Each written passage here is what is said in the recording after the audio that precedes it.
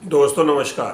दोस्तों last week का जब हमने एपिसोड शूट किया था तो हमने एक बात कही थी कि फ्राइडे को जो भी ट्रेड होगा वो आपको सेटल करके ही जाना है, मंडे के लिए बीटीएसटी नहीं करना है।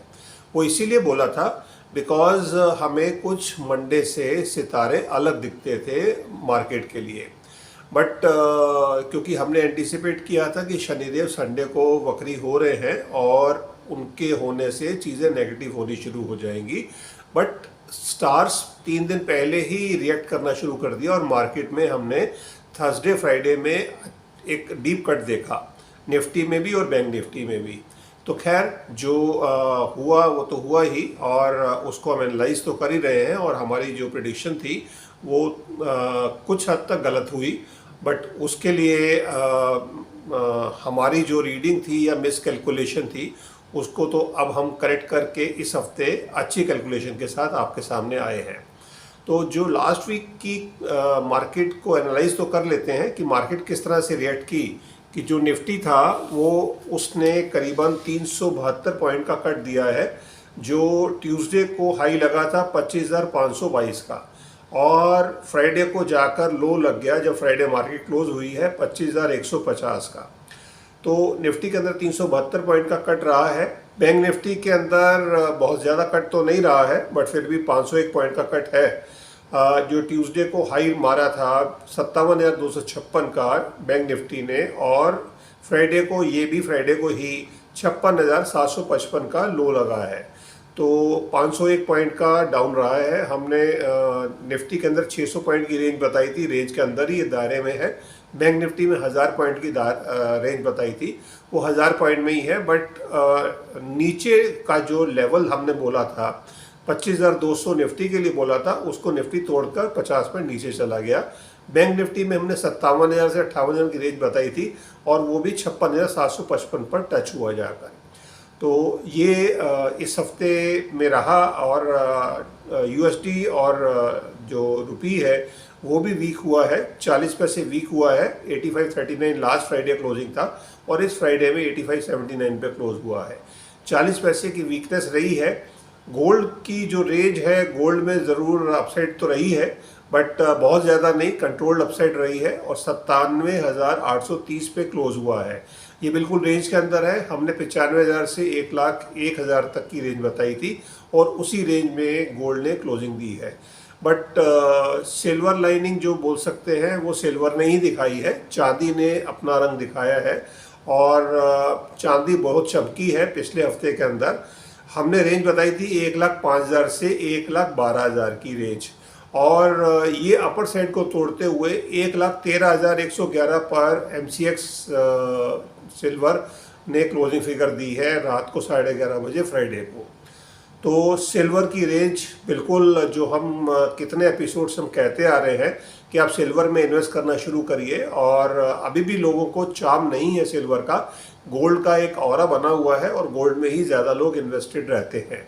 बट इस साल चांदी आउटशाइन करेगी, ये हमने कई एपिसोड्स में कहा है, और आज हम इस चीज़ को रिपीट कर रहे हैं कि सिल्वर इस साल आउटशाइन करेगी गोल्ड को, और सिल्वर के अंदर 50 से 60% की रिटर्न आनी है इसी साल के अंदर। 25% की रिटर्न ऑलरेडी आ चुकी है, और काफ़ी अपसाइड बाकी है। तो आप इसमें अगर अभी तक इन्वेस्टेड नहीं हैं तो आप सिल्वर में ट्रेड ले सकते हैं। क्रूड के अंदर पिछले हफ्ते हमने की जो प्रिडिक्शन दी थी 400 पॉइंट की रेंज बताई थी 5500 से 59, और क्रूड 59 को टच करते हुए फाइनली 5889 पर क्लोज हुआ है। तो ये भी रेंज में ही रहा है, और कमोडिटी में हमारी रेंज या जो भी हमारी प्रिडिक्शंस है वो बिल्कुल एक्यूरेसी के साथ जा रही है। निफ्टी और बैंक निफ्टी में हमें कुछ होमवर्क कवर करने की ज़रूरत है, और लेट्स सी इस हफ्ते हम अपना होमवर्क लेकर आए हैं। तो आप बने रहे हमारे साथ और जानिए इस हफ्ते के अंदर Nifty, bank Nifty, rupee dollar versus dollar, then gold, silver और क्रूड में क्या क्या लेवल आ सकते हैं, और ट्रेड कहाँ तक जा सकता है। तो बने रहे हमारे साथ आज के एपिसोड में।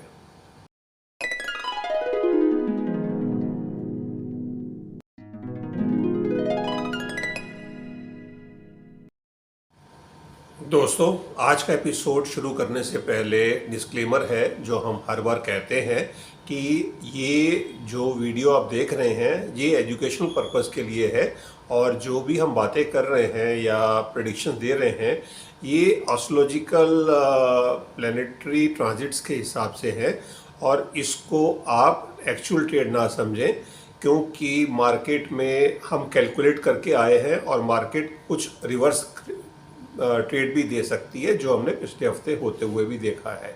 तो इसकी एक्यूरेसी 100% कभी भी नहीं हो सकती, तो इसको ध्यान में रखते हुए ही आप इस वीडियो को देखें, समझें और अपना एक ओपिनियन बनाएं। फाइनल ट्रेड लेने से पहले अपने फाइनेंशियल एडवाइज़र से ज़रूर सलाह ले लें, क्योंकि आपके जो भी ट्रेड होंगे उसका प्रॉफिट या लॉस वो आपका रहेगा, उसका मेरा या मेरे चैनल से कोई भी लेना देना नहीं है। तो आइए शुरू करते हैं। इस हफ्ते की प्रेडिक्शंस क्या कहती हैं। नई हफ्ते की प्रेडिक्शंस पे जाने से पहले हम थोड़ा प्लैनेटरी को भी पोजीशंस को समझ लेते हैं कि इस हफ्ते प्लैनेटरी पोजीशन क्या बता रही है, उसी हिसाब से ट्रेड आगे सब चलेंगे।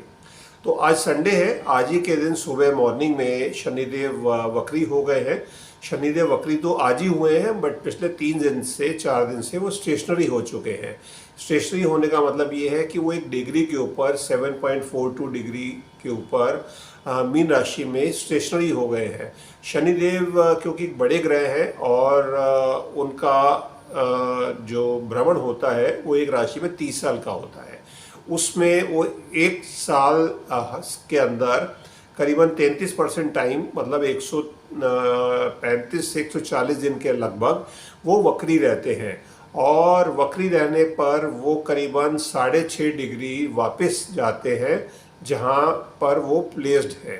तो अब भी शनिदेव की जो डिग्री है 7.42 डिग्री है मीन राशि में, ये यहाँ से वापस जा रहे हैं और 0.58 कुछ डिग्री के ऊपर वहाँ पर वो फिर स्तंभित हो जाएंगे जब उनका ये वक्रत्व खत्म होगा।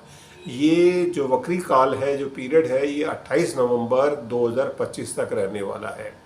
तो शनिदेव जब वक्री होते हैं और कोई भी ग्रह जब वक्री होते हैं, क्योंकि आउटर सर्कल के प्लेनेट हैं, जब ये वक्री होते हैं तो इनका चेष्टा बल बढ़ जाता है। इनका चेष्टा बल बढ़ने से क्या होता है कि जो इनके डोमेन की चीज़ें हैं उनमें फोकस बढ़ जाता है और मार्केट का भी बढ़ जाता है, प्लस जो इकोनॉमी या ट्रेड उसी हिसाब से चीज़ें रिएक्ट भी होती हैं।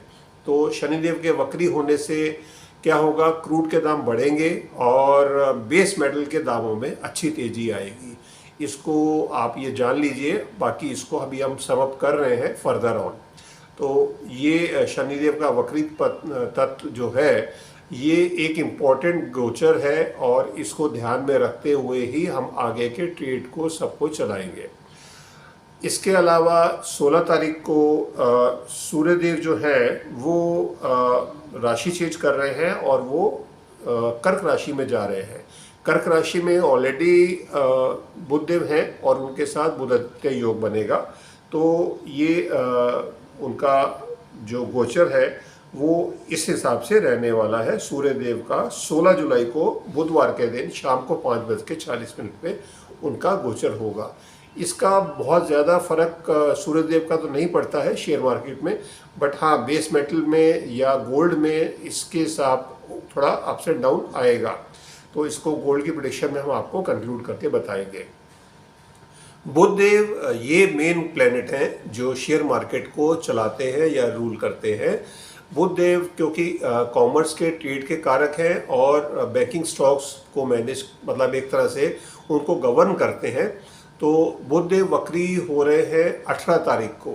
18 तारीख को फ्राइडे को जो वक्री हो रहे हैं और बुधदेव का वक्रित्व जो है सुबह 10 बजे होगा 18 तारीख को। तो जो मार्केट है 15, 16, 17, 18 और 19, तो 18 तारीख को इनका वक्त जो होगा, जिससे 18 और 19 के जो ट्रेड होंगे वो इम्पेक्ट करेंगे। तो इसको बैंकिंग शेयर्स के साथ जोड़ के हम देख सकते हैं और इसकी आगे प्रेडिक्शंस में हम लेने वाले हैं। ये सब ट्रांजिट है इस हफ्ते के अंदर, ये तीनों ट्रांजिट है। बुधदेव का जो वक्री तत्व है वो 18 तारीख से शुरू होगा और 11 अगस्त तक चलेगा। तो करीबन 25 दिन का ये उनका वक्रत्व रहने वाला है।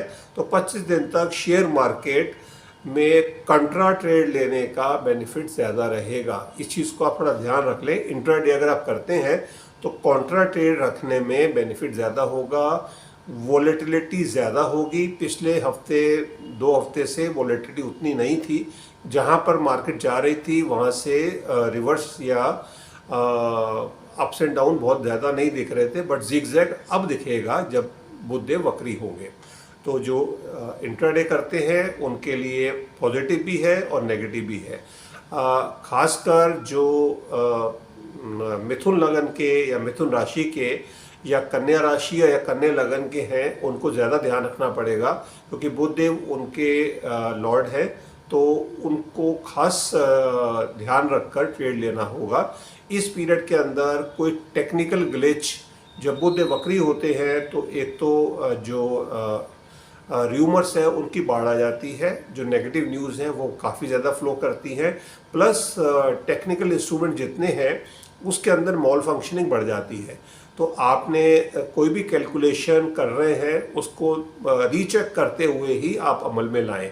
ये मेरे लिए भी है और आपके लिए भी है, सबके लिए है, क्योंकि मेरा भी बुधदेव की राशि या लगन बनता है। तो ये आपके लिए और सबके लिए, हम सबके लिए ये एप्लीकेबल होगा। तो और इसके साथ शुक्रदेव अभी भी जो है वो अपनी वृषभ राशि में बने हुए हैं, उच्च की राशि में। और वृषभ राशि के अंदर शुक्रदेव का होना, जिसकी वजह से आप एफएमसीजी के शेयर्स में और वाइट गुड्स जो है, कंज्यूमर ड्यूरेबल वाइट गुड्स जो है, उनके शेयर में आप अच्छी तेज़ी जो देख रहे हैं, जो पिछले 2 कंज्यूमर ड्यूरेबल में तो 2 हफ्ते से चल रही है और एफएमसीजी में पिछले हफ्ते से अच्छी तेज़ी बनी है। तो ये तेज़ी बरकरार रहने वाली है। इस हफ्ते भले ही मार्केट नीचे जाए, एफएमसीजी के शेयर और वाइट गुड्स जो है, वाइट गुड्स में कंज्यूमर ड्यूरेबल को पूरा पैक नहीं बोलेंगे, जो वाइट गुड्स है, जो एसी फ्रिज बनाने वाले कूलिंग इक्विपमेंट्स हैं, उनके शेयर्स में ज़्यादा आपको बढ़ोतरी दिखेगी। एक शेयर तो करीबन 32,000 रुपये का है बाज़ार के अंदर 15 दिन पहले, और आज वो 36-37,000 रुपये पहुँच चुका है। तो आप अच्छे ब्लू चिप शेयर्स में इन्वेस्टेड रहें, इसके अंदर आपको अच्छी ग्रोथ दिखेगी। मंगल की वजह से डिफेंस के शेयर्स में तेज़ी आनी चाहिए और आ रही है, बट पिछले हफ्ते में कुछ प्रॉफिट बुकिंग आई, तो इसको आप वन ऑफ श्रग ऑफ कर सकते हैं। डिफेंस के शेयर में बने रहें, और अगर आपके पास फंड्स हैं तो आप इस पीरियड के अंदर या मंडे को ही डिफेंस के शेयर्स में, क्योंकि पिछले हफ्ते में गिरावट रखी है, इसको आप ध्यान में रख के एक अपॉर्चुनिटी, बाइंग अपॉर्चुनिटी मान सकते हैं। तो आप डिफेंस के शेयर्स में इन्वेस्टेड रहे, बिकॉज जो आप स्क्रीन पे भी देख रहे हैं, ऑपरेशन सिंदूर के बाद 400 बिलियन रुपीज़ के जो डिफेंस इक्विपमेंट्स हैं या ऑर्डर्स हैं वो प्लेस हुए हैं। तो आने वाले समय में डिफेंस में प्रिक्योरमेंट और बढ़ेगी, और इंडियन कंपनीज़ में या जो भी डिफेंस की कंपनीज़ हैं उनको और मोटे ऑर्डर मिलने वाले हैं, जिसकी वजह से डिफेंस के शेयर्स में अच्छी ग्रोथ आएगी। तो ये आप जान लीजिए। एफएमसीजी के शेयर्स में और वाइट गुड्स के शेयर्स में जो तेज़ी है वो टेम्परेरी है। इसको अभी इस हफ्ते के अंदर तो कंटिन्यू होगा और अगले हफ्ते भी होगा, बट बहुत ज़्यादा लंबा नहीं है, जुलाई का महीना ही है। तो इसको आप जानते हुए ही आप ट्रेड लें, लॉन्ग ट्रेड ना लें। और जो शनिदेव जो वक्री हुए हैं, इसकी वजह से क्रूड के दाम बढ़ेंगे, और क्रूड से अलाइंड जितनी इंडस्ट्रीज़ हैं, पेंट इंडस्ट्री है, देन ऑयल एंड गैस है, उसमें आपको चेंजेस दिखेंगे। तो आप उसी हिसाब से ट्रेड लें, क्योंकि जो रिफाइनिंग कंपनीज़ हैं उनमें कई जगह तेज़ी दिखेगी, बिकॉज क्रूड अगर बढ़ रहा है तो उनमें भी तेज़ी आएगी। तो उस हिसाब से आप ट्रेड लें। और शनिदेव का जो वक्रित पन है वो 28 नवंबर तक रहने वाला है। तो ये 3 से 4 महीने का जो ट्रेड रहेगा, जुलाई, अगस्त, सितंबर, अक्टूबर और नवंबर भी। तो 4.5 महीने आप अच्छा इसमें प्रॉफिट अर्न कर सकते हैं। इंडाइसेस को भी हम शेयर करेंगे, मैप करेंगे कि इंडाइसेस में कितनी अच्छी ग्रोथ आई है। तो ये सेक्टर्स हैं जो इस हफ्ते आपको अच्छे रिटर्न्स दे सकते हैं। बुध देव का वक्री होने से मैंने आपको जैसे बताया कि काउंटर ट्रेड लेने हैं। बैंकिंग सेक्टर के अंदर भी बहुत उठक पटक होगी, तो आप बैंकिंग शेयर्स पे ध्यान रखें। और इसके अलावा कुछ ऐसी कंपनीज भी होंगी, बिकॉज अभी रिजल्ट्स भी आने शुरू हो गए हैं। जो फ्राइडे को रिजल्ट आया उसकी वजह से भी मार्केट में इम्पैक्ट आया। टीसीएस का जो रिजल्ट्स है वो नेगेटिव रहे। आईटी में दबाव बना रहेगा, आईटी के शेयर्स में तेज़ी नहीं दिखती है, तो ये आप जान लीजिए। तो आईटी के रिजल्ट्स अब सामने आएंगे और मंडे को करीबन 50 कंपनीज के रिजल्ट्स आने वाले हैं। इसकी वजह से मार्केट में सेक्टोरियल इंडेक्स में और इंडिविजुअल शेयर्स में काफ़ी ज़्यादा उतार चढ़ाव आने वाला है, जिसकी वजह से वॉलेटिलिटी काफ़ी बढ़ेगी। तो आपको अच्छे भरपूर मौके मिलने वाले हैं। बट बुध देव के वक्री होने से पहले और उनके वक्री होने के बाद में ट्रेड में अंतर आएगा, इसको आप जान लीजिए। 18 और 19 तारीख के जो ट्रेड होंगे उनको आपने अलग तरह से ट्रीट करना है। हम इस हफ्ते ज़रूर एक एपिसोड बीच में लेकर आएंगे, क्योंकि बुध देव जब वक्री हो रहे हैं तो चीज़ें किस तरह से होंगी, चेंजेस होगी, उसको हम जज करेंगे। अब हम आ जाते हैं इस हफ्ते की प्रेडिक्शंस के ऊपर। मंडे को जब मार्केट खुलेगी तो उसमें सिंह लगन उदय लगन है, 15 डिग्री के ऊपर है, मून 8 डिग्री में है। बट मून जो है वो एक्वेरियस में है, कुंभ राशि में है, और वहाँ पर राहुदेव ऑलरेडी है। तो ये ग्रैंड योग बन गया। ग्रैंड दोष बनने से मून को पावर नहीं है, और जिसकी वजह से मार्केट मंडे को भी दबाव में ही रहने वाली है। मंडे को जो मार्केट दबाव में रहेगी उसके कई और रीज़न भी हैं, जिसको एक बार हम आउटलाइन कर देते हैं। इसका हम एक फुल एपिसोड अलग से लेकर आ रहे हैं, जो आपको 1-2 दिन में सामने वो भी एयर हो जाएगा। क्योंकि शनिदेव जो वक्री हो रहे हैं उसकी वजह से काफ़ी चीज़ें वर्ल्ड लेवल के ऊपर चेंज होंगी। तो खैर अभी के लिए जो है हम आपको आउटलाइन ज़रूर दे रहे हैं कि जो मार्केट के अंदर ट्रेड वॉर जो है, टैरिफ वॉर है, और जो हमारी डील होनी थी यूएस के साथ वो भी फाइनल नहीं हो पाई है, जिसकी वजह कुछ फूड आइटम्स है। GM food items America USA चाहता है कि हमारी कंट्री में पुश हो, और हमारी गवर्नमेंट नहीं चाहती है कि हमारे कंट्री में जेनेटिकली मॉडिफाइड क्रॉप हमारे कंट्री में आए, जिससे हमारे किसानों का भी जो उनके हितों को भी ध्यान में रखते हुए गवर्नमेंट अभी डिसाइड नहीं कर पा रही है। बट यूएसए जो है वो अपनी बात पे अड़ा हुआ है। तो हमारा डेलीगेशन दोबारा गया है यूएस में, ट्रेड डेलीगेशन, जो इसको दोबारा से कंक्लूड या रिकंक्लूड करने जा गए हैं।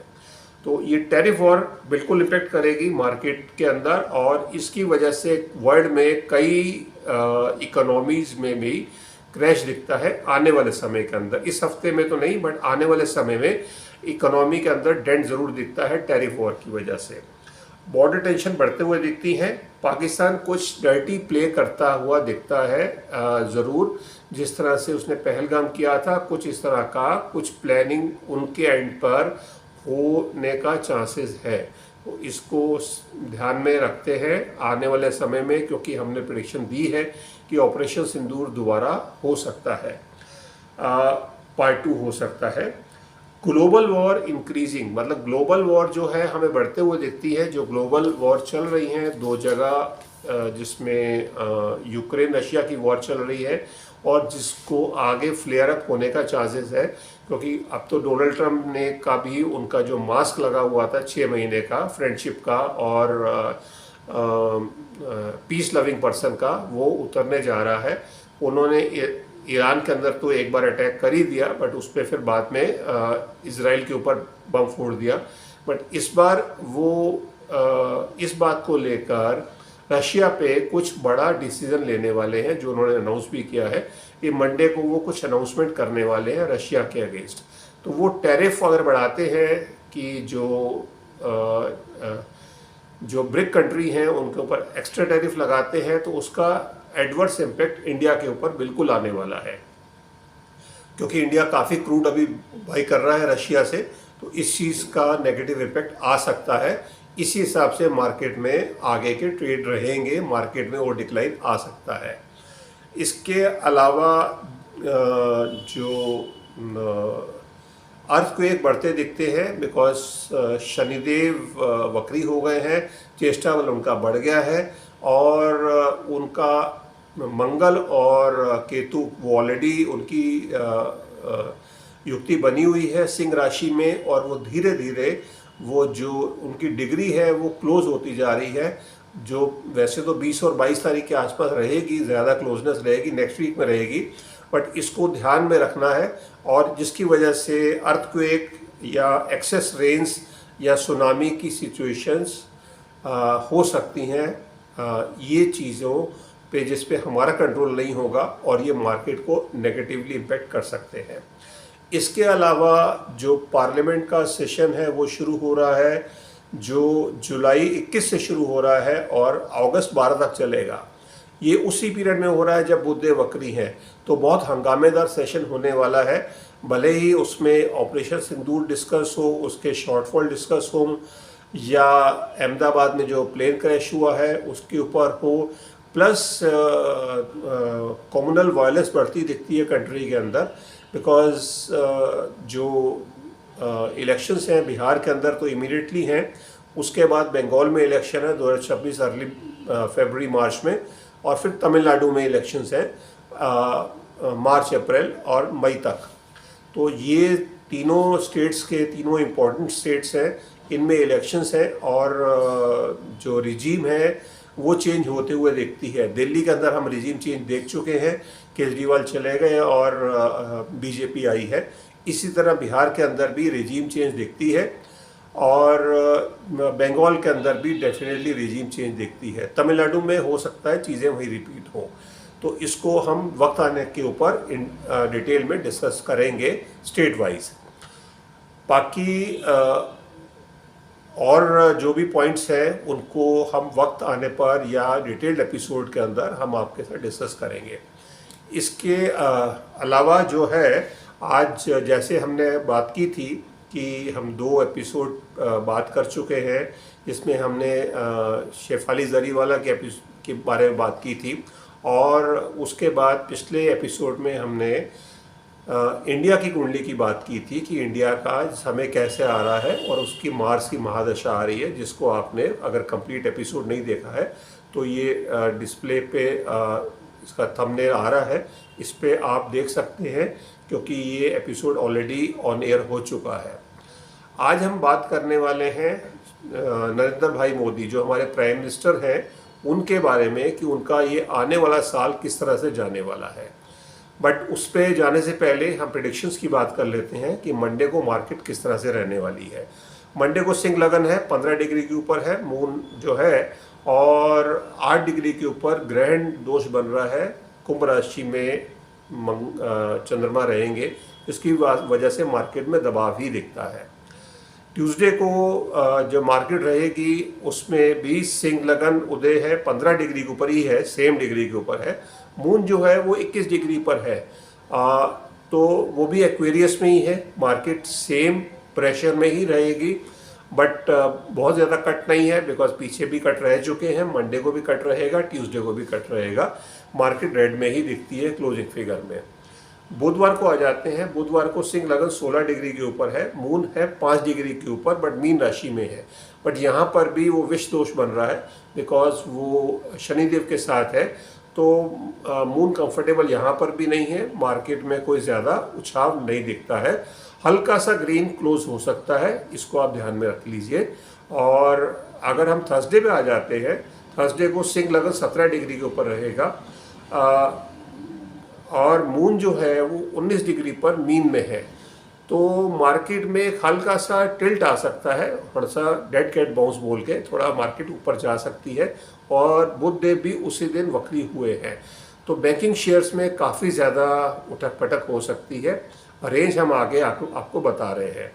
फ्राइडे की जो मार्केट रहेगी, फ्राइडे में सिंह लगन उदय लगन है 18 डिग्री के ऊपर, मून 3 डिग्री पर है, बट एरीज में आ गए हैं, और इस दिन मार्केट ग्रीन में रहनी चाहिए और कॉन्ट्रा ट्रेड रहेगा, इसको आप समझ लेना।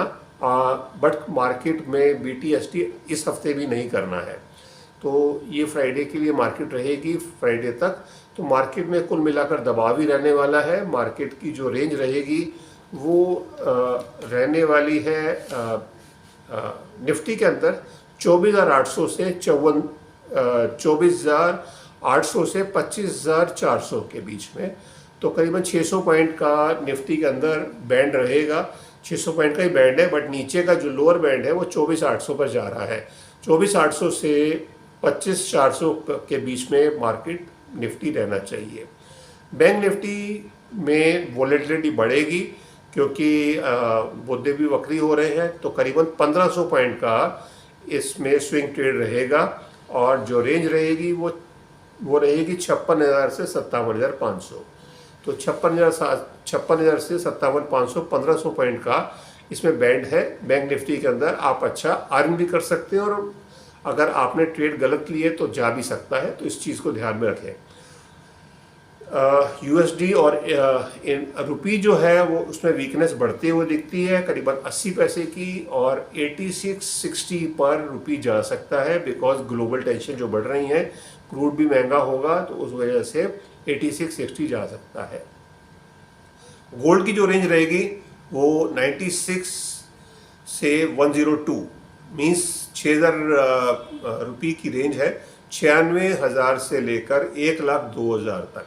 तो हम 1,02,000 का अपर बैंड ले रहे हैं, नीचे 96 है और क्लोजिंग जो फिगर रही थी 97,830।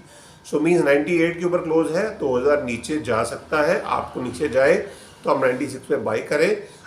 हल्की सी उसमें ग्रोथ दिख रही है इस हफ्ते गोल्ड के अंदर।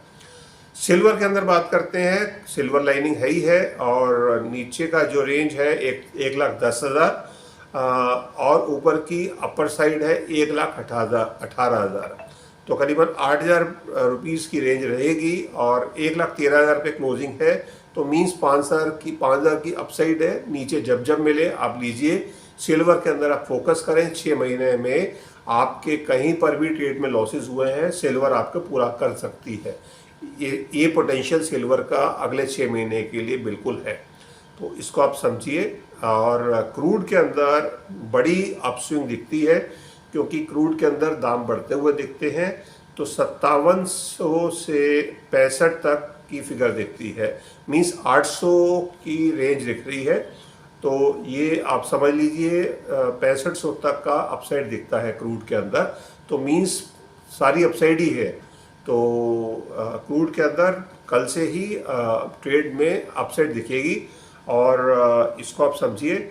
अब हम बात कर रहे हैं नरेंद्र भाई मोदी की, जो उनकी कुंडली है जिसको हम आपके साथ एक शॉर्ट में डिस्कस कर रहे हैं और फुल एपिसोड आप जो ये स्क्रीन के ऊपर थंबनेल आ रहा है इसमें जाकर देख सकते हैं।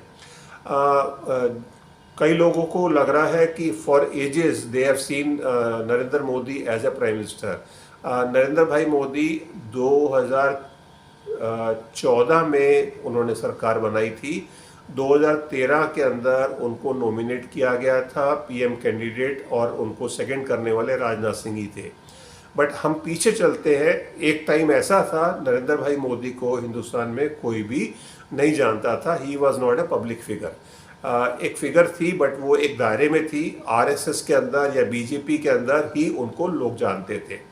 और कुछ ऐसा हुआ 7 अक्टूबर की बात है, सितंबर अक्टूबर 2001 में, जब केशुभाई पटेल जो गुजरात के चीफ मिनिस्टर होते थे बीजेपी के, उनकी तबीयत ठीक नहीं रहती थी और नरेंद्र भाई मोदी दिल्ली के अंदर बीजेपी के अंदर वाइस प्रेसिडेंट थे और दिल्ली कार्यालय में ही रहते थे बिकॉज उन्होंने अपना घर तो काफ़ी टाइम पहले त्याग दिया था।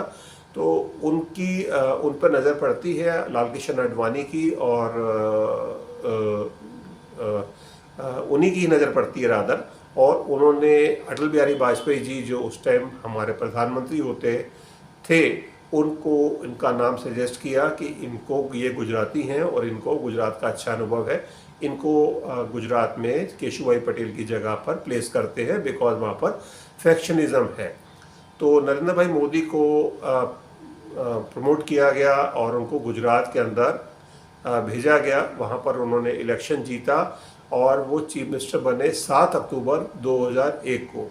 और उनके चीफ मिनिस्टर बनते ही 6 महीने, विद इन 6 मंथ्स, एक बहुत बड़ा कांड हो जाता है साबरमती एक्सप्रेस में, गोधरा कांड जिसको बोलते हैं।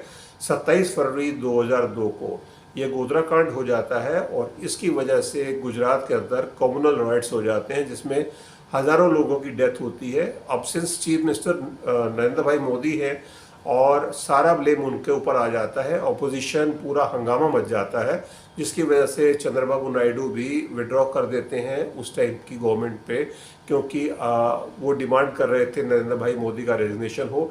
बट किसी तरीके से लाल कृष्ण आडवाणी जी ने अटल बिहारी वाजपेयी जी को कन्विंस करके रखा कि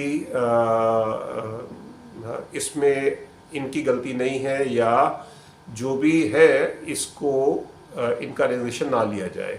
तो नहीं तो नरेंद्र भाई मोदी का करियर वही ख़त्म हो सकता था 2002 में, और वहाँ से वो कंटिन्यू करते हैं। और आप उनकी ग्रहदशा भी देख रहे हैं जो स्क्रीन के ऊपर आ रही है कि उस टाइम पर उनको शुक्र का अंतर चल रहा था, और उनकी जो कुंडली है वो वृश्चिक राशि और वृश्चिक लगन की है। इनकी कुंडली में आप एक खासियत देख रहे होंगे, इनकी कुंडली में 3 ग्रह ऐसे हैं जो 0 डिग्री पर हैं, जिसमें मंगल देव 0 डिग्री पर है, सूर्य देव 0 डिग्री पर है और बुध देव 0 डिग्री पर है। मंगल देव इनके लग्नेश भी है, राशिश भी है। तो मंगल प्रधान राशि है, बट ये वृश्चिक राशि है। मंगल की 2 राशियां होती हैं, मेष और वृश्चिक। तो ये वृश्चिक राशि है, बट मंगल 0 डिग्री के ऊपर है इनकी कुंडली के अंदर। तो खैर इनका जब समय शुरू होना था तो क्योंकि वृश्चिक राशि जो होती है उसके जो योग कारक प्लेनेट होते हैं वो 4 प्लेनेट होते हैं, जिसमें सूर्यदेव, चंद्रमा, मंगल और बृहस्पति। तो ये आप समझ सकते हैं। अब अगर जिन्होंने अपनी कुंडली बनवाई है मेरे से, उनको तो मैंने एक्सप्लेन किया ही है। अदरवाइज 2 प्लैनेट्स में भी 2 ग्रुप्स होते हैं, जिसमें एक ग्रुप के प्लैनेट होते हैं शुक्रदेव, बुधदेव और शनिदेव। तो वो एक एंटी प्लैनेट कॉम्बिनेशन है, और इधर ये 4 प्लैनेट होते हैं जो एक अलग कॉम्बिनेशन के हैं। तो अगर आपके जीवन के अंदर जो भी आपका लग्नेश है उसके हिसाब से अगर आपकी दशाएं आपको मिल जाएं तो आपकी ज़िंदगी में कायापलट हो जाता है। तो नरेंद्र भाई मोदी की जीवन के अंदर भी कुछ ऐसा ही हुआ। जब उनको शुक्रदेव की दशा खत्म होने वाली थी 2024 में, 2004 में उनकी शुक्रदेव की दशा खत्म होनी थी, उससे पहले ही जब उनको एक अपॉर्चुनिटी मिली जिसको उन्होंने ग्रैब किया, बट वो 2 साल बहुत टफ निकले उनके, जो आप समझ भी पा रहे हैं, क्योंकि जब उनको दशा तो मिली वो फेवरेबल नहीं थी स्टार्टिंग में, और जब उनका समय आया अच्छा होने का तो 2004 के बाद तो फिर वो उन्होंने पीछे मुड़ के नहीं देखा। But anyway, history is history. तो 7 अक्टूबर 2001 को जब चीफ मिनिस्टर बनते हैं, और उसके बाद मई 2014 में वो पीएम बनते हैं, सीएम टू पीएम।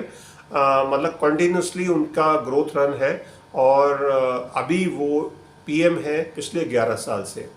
बट काफ़ी कुछ ये न्यूज़ है, र्यूमर है कि उन्होंने 75 साल का जो खुद एक बैंड बनाया था कि 75 साल के बाद जो पॉलिटिकल पोजीशंस है वहाँ से रिज़ाइन कर देना चाहिए।